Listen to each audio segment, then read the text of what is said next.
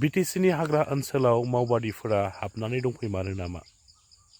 बिनि सोमोन्दै दावराव दैखेम नार्जारि बिथाङा खौरां बिजोङाव गोबां बाथ्रा फोरमायदों। रायजोफोर नोंथांमोना बे भिडिअखौ जोबजासिम नायोब्ला दावराव दैखेम नार्जारि बिथांनिफ्रायनो गासै बाथ्राखौ नोंथांमोना आबुङैनो मोनथिनानै लानो हागोन।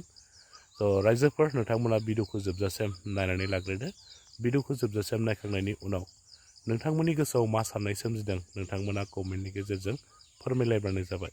जुदि मोनसे थांखियाव फैयाब्ला जों सानना ला जों बुंनो हायो कयेक बोसोरनि उनाव बे बर' जाथिया जोबनायनि लामायाव फैबाय। बर' जाति थांना थानाय नंला आरोखि। आरो जों दानो जायगा जायगा थांब्ला गिलुं गिलुं थानो गोनां जायो। जों गिलुं गिलुं थानो गोनां जायो, गिलुं गिलुं थायो जों मानसिफ्रा।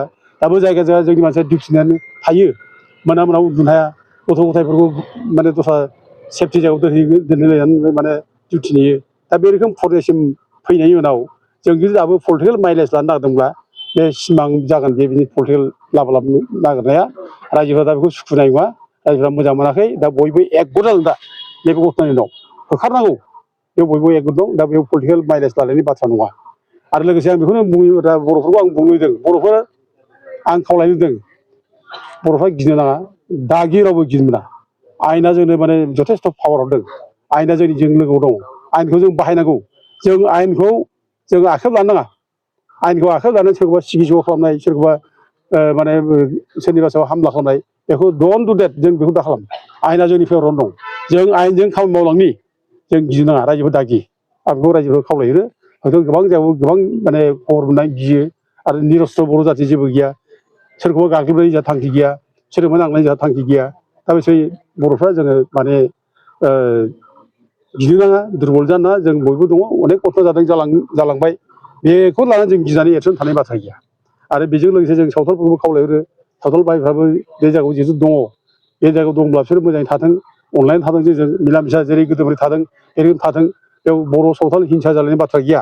जोंहा दायआ बे जाहैबाय एनक्ल'जार्स, बेजोंसो जाय गाज्रिफोर, गाज्रि जायफ्रा जोंनि बेरेखा खालामबाय थायो, बेजोंसो जोंहा बिसोरखौ साजा होनायाव सावथाल भाइफ्राबो एकगद जानानै ओंखारबोनांगौ।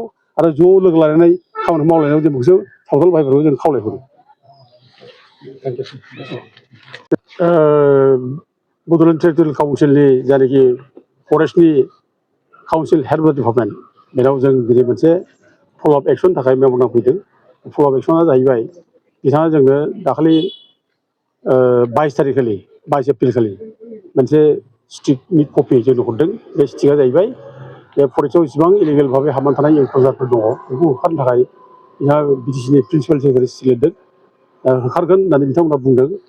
दा गथिखे बे स्टिकखौ लानानै जों दिनै बिथांखौ आरो जोङो मोनसे धन्यबाद, ग्रेटिटिउड होनाय जाबाय जोंनि तरफनिफ्राय। नोंथाङा जे जोंनि स्टिकखौ लानानै जों दाबि खालामनायखौ लानानै नोंथाङा जे एक्सन लानो नागिरदों, बेनि थाखाय नोंथांखौ धन्यबाद। आरो फल' आप एक्सनखौ लानांगौ, बिनि मेम'रेन्डाम। आरो नोंथांमोनहा मोनसे टाइम बाउन्ड मोनसे माने पलिसि लानांगौ, टाइम बाउन्ड पलिसि।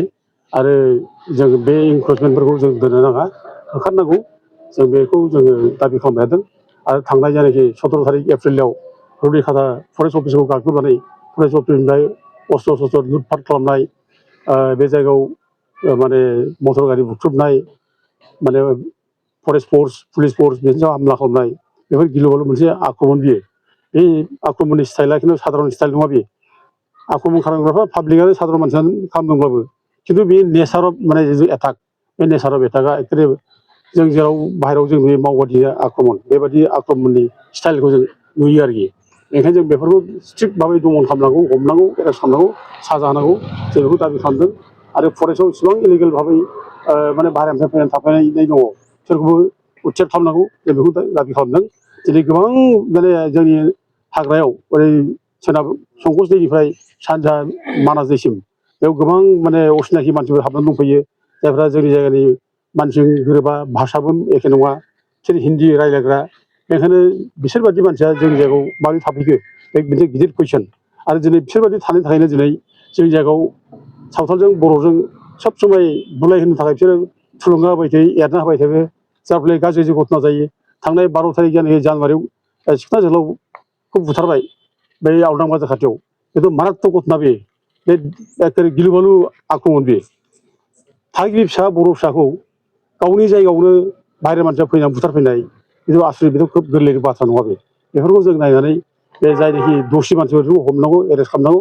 आरो बिसोरनि गुदियावनो दं बे माने जोंनि बेरेखा थुना होग्रा बेफोरखौ जों हमनांगौ बेखौ दाबि खालामदों आरो दिनै जों मिथिनायाव जायगानि मानसिफ्रा जेरै जों खोन्थाबाय थायो बे हाग्रा ओनसोलनि खाथि मानसिफ्रा जे बे हाग्रा ओनसोलाव सिलाय लायै लायै माने गिलु बालु अस्त्र लानानै गिदिंनाय हिनजाव हौवा माने लोगो मोनो बे बाथ्राखौ जोंनि सायाव खोन्थादों आरो बेखौ मावबादि होननानै मानसिफ्रा सन्देह खालामदों आरो जागोनबो बे नंखायबो नङा मानोना थांनाय 13 तारिख जायनाखि अक्ट'बर 2025 बेयाव सालाखाथि क'क्राझार रेलवे ट्रेकआव जि बमा होदोंमोन बे बमा होनायाव मावबादिखौनो होदों होननानै पुलिसफ्रा बुंदों आरो मावबादिया सासे गावथारजादों आरो गोबां मावबादिया पुलिस रेड खालामना खारना गदों होननानै पुलिसफ्रा बुंदों दा अथे बे मावबादि दङ होनना बुंनाया बे जोङो आं बुंनाय बा जोंनि टिमा बुंनायनि बाथ्रा नङा मावबादि दं होननाय बाथ्रा बे पुलिसफोरनिनो बुंनाय पुलिसा बुंदों मावबादि दं गोबां मावबादि खारना गदों दा बेखायनो जायफ्रा बे हाग्रा ओनसोलाव सिलाय बाननानै थानाय सिलाय लानाय गिदिंनाय नुदों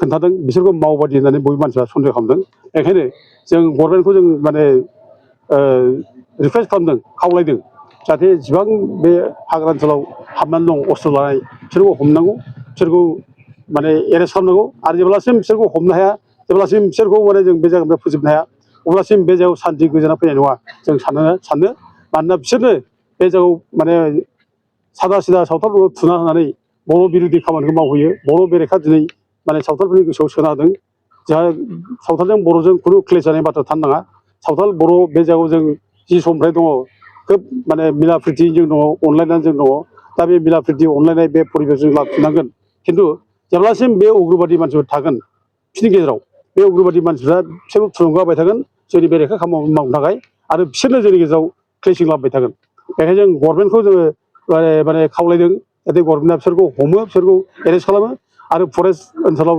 जायफ्रा इलिगेल भाबै हाबनानै दं बाहेरनिफ्राय फैनाय बिसोर जाहाथे उच्चेक खालामो जों बेखौ दाबि खालामो आरो बेजों लोगोसे जोङो फरेस्ट डिपार्टमेन्टखौ जोङो खावलायदों फरेस्ट डिपार्टमेन्टआ जाहाथे स्ट्रंलि एक्सन लायो आरो जोंनि बि टि सि सरकाराबो जाहाथे फरेस्ट डिपार्टमेन्टखौ मावनायाव जाहाथे बिसोर बिथांमोनाबो हेल्प होयो बिथांमोनाबो माने सहाय खालामो आरो इभिकसन खालामनायाव बिथांमोना डाइरेक्ट माने फरेस्ट डिपार्टमेन्टखौ थोंजों जाहाथे बिथोन होयो जों बेखौनो बि टि सि सरकारखौ जों खावलायो गाहायै मोननै हारिया सावथाल आरो बर'खौबो बे जायगायाव दखल खालामनाय नुनो मोनदों मा बुंगोन दा समानै एभिकसन खालामनायखौ लुबैयो जोङो लुबैदों बे एफआरए जानाखि माने फरेस्ट राइट्स एक्ट 2006 बे राइट्स एक्ट बादियै खामानिखौ मावनांगौ जों बेखौ लुबैयो दा ट्राइबेल मानसि जों बर' फिसा बे जायगानि जों थागिबि फिसा जों थागिबि फिसाखौ जोङो सरकारा एसेबाबो एफा एनैखौ जोङो माने नायलायगोन सोरबा जे खोब गाज्रिखौ इनक्ल'स खालामदोंबा जों बेखौ दस्रा जायगायावसो लांनानै थिग खालामनो हायो बेखौ होख्रांलायनाय एभिकसन खालामनाय जानो नाङा ट्राइबेल मानसिखौ बिदि अननाय खालामा आरो गथे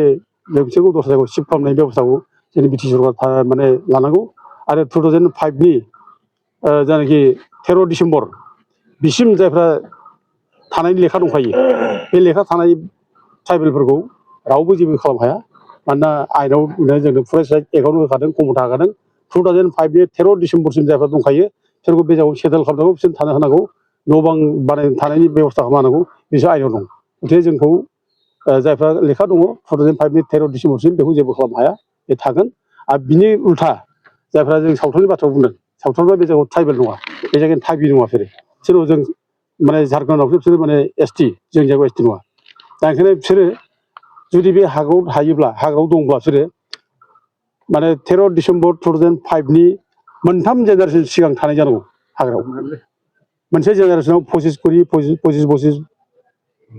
मोनथाम 75 बोसोर जायो दा 75 बोसोर जानांगौबा बे 13 डिसेम्बर 2005निफ्राय अब्ला 1931 30 बे जायो आरोखि 1930 1931 बे बोसोर गोलैयो आरोखि बेखायनो बे बोसोराव दंना गैया बिसोरो बेखौ नायनांगौ आरो बे बोसोराव जुदि बिसोर हाग्रायाव गैयाब्ला बिसोरखौ होखारनांगौ एभिकसन खालामनांगौ जों बेखौ दाबि खालामो एस पार फरेस्ट राइट्स एक्ट बेखौ बियो मोनसे खोथा एभिकसननि खेथ्रआव जों नुनो मोनबोदों पलिटिकेल माइलेज नागिरो पलिटिकेल पार्टिफ्रा थांनाय सरकारावबो जों नुबाय नैबे सरकारावबो मा जायो मिथिला नोंथाङा माबायदि बुंगोन बिथांमोनखौ मा बुंगोन पलिटिकेल बायलेन्स लानो नाङा दा जों बिराद जथेस्थ' जाबाय शिक्षा जों मोनबाय थांनाय माने 22 तारिखआव जानाखि सिखोना जोहोलावखौ गावथारबाय बुथारबाय बेथ' कम्प्रमाइज जानाय बाथ्रा नङा गिलु बालु घटना बेबायदि घटनाथ' अनेक जागोन सोरनावबा जागोन सोरबा बिदिनो बुथारबावगोन गथिखे जों बेबायदि बुथारग्रा मानसिजों जों माने एथ' माने नोरोम जानो फालाय बेखौ जोंथ' साजा होथारनांगोन